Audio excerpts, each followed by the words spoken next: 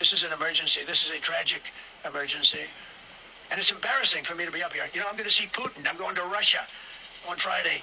I don't like being up here talking about how unsafe and how dirty and disgusting this once beautiful capital was. What's embarrassing is the lengths that you're willing to go through to lie in order to fulfill the Heritage Foundation's little manifesto known as Project 2025. That's what's embarrassing. And anyone out here celebrating this bullshit is an idiot, which is shocking to me because the majority of the people that are celebrating it are the same ones that claim to believe in states' rights. Granted, Washington, D.C. is a little bit different than other cities in America, but make no mistake, Washington, D.C. is currently a testing ground for the Trump administration in order to take this shit national. And as a New Yorker, I think I've seen this film before, and I didn't like the ending. You see, much like Washington, D.C. right now that is experiencing drastic drops in their crime rates, so was New York City at the time before Giuliani came into office. But that didn't stop Giuliani from running a platform of how dangerous and lawless the city has become in order to justify his police state. Burned into my memory is how inhumanely the homeless were treated at that time. He never addressed the problems of homelessness. He would just sweep them off the street in visible popular areas and then do photo ops in Times Square to show how much he cleaned up the city. But he either criminalized homelessness by throwing them in jail or throwing people in jail who exhibited homeless behaviors, something as simple as sitting on a New York City sidewalk.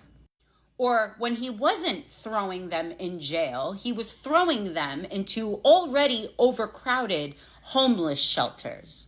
He never addressed the issues with homelessness. He never gave them adequate housing.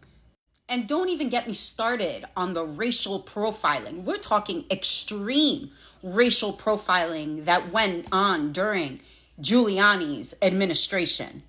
I would need an entire other video to get into that.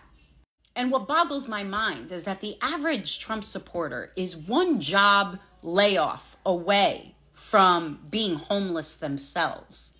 And of course, he's going to start off in blue cities first, but eventually he'll come to a city near you. So be careful what you wish for.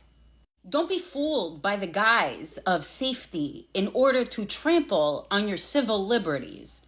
And of course, if you don't live in these major cities that he's going to attack, you're going to take what he's saying as the truth. But statistics, time and time again, prove that to be wrong. And it's just an excuse to give the executive office more power. Something that has been Project 2025's plan all along. You may think right now that you fall under the Heritage Foundation's vision of what this country is supposed to be like. But if you step one pinky toe out of that vision, guess where you're going to end up? This is not the administration of second chances or rehabilitation or anything like that, or solving root problems that causes these issues. No.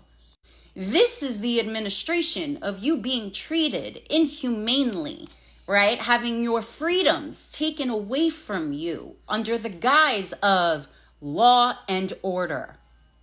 But yeah, yuck it up right now because it's happening in a blue city. Wait until they come into your small town where opioid addiction is at its highest rates. Wait until your sons and your daughters that are addicted to drugs, where they're going to wind up under this administration.